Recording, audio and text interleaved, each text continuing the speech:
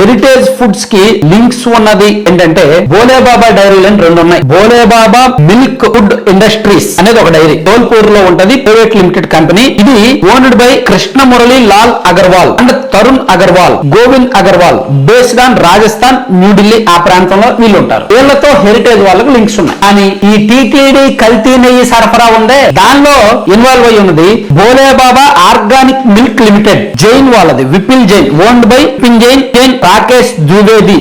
Uttarakhand milk food industries private limited company వేరు, Bhole Baba organic milk limited company వేరు. Heritage కి బోలేబాబాకు లింక్స్ ఉన్నాయి. దాని గురించి చర్చించాలని ఒక అంధకార వాదన, ఒక బ్లేమ్ తీసుకొచ్చి, అలా తోక లేని టాపిక్ తీసుకొచ్చి, ఒక అడ్డగోలు వాదనను తీసుకొచ్చి, ఒక ఫేక్ ప్రచారంతో మైండ్ గేమ్ ఆడుతున్నారు. ఇక్కడ జనం ఏంటంటే అంత డెప్త్ గా పరిశీలించరు. ఆ బోలేబాబాతో లింక్స్ ఉన్నాయి కదా హెరిటేజ్ కి, బోలేబాబా వాళ్ళ వెబ్సైట్ లో హెరిటేజ్ పేరు ఉంది కదా, సో ఇంకా అదే నిజమనే నమ్ముకుంటా అని డెప్త్ గా వెళ్ళాలి.